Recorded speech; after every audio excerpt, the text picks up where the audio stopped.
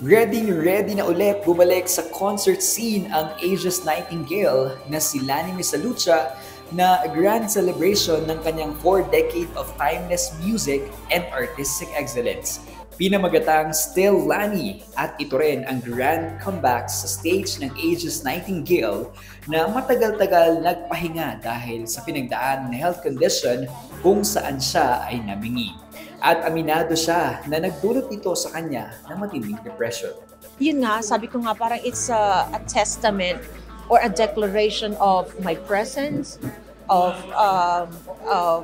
the journey that I went through, a declaration of endurance, a declaration of legacy that is still, there's life after all those hurdles.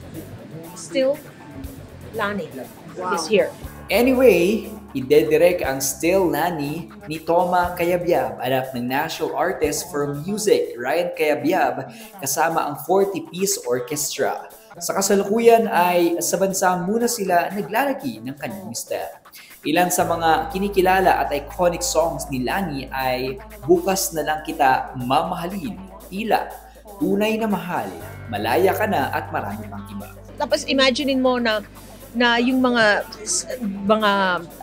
iconic songs ko na it's going to be played by the orchestra. It's wow, ibang level yun. Ang kanyang napakalawak na talento ay kinilala ng Las Vegas Review Journal na nagpangalan sa kanya na Best Singer sa 27th Annual Best of Las Vegas Poll.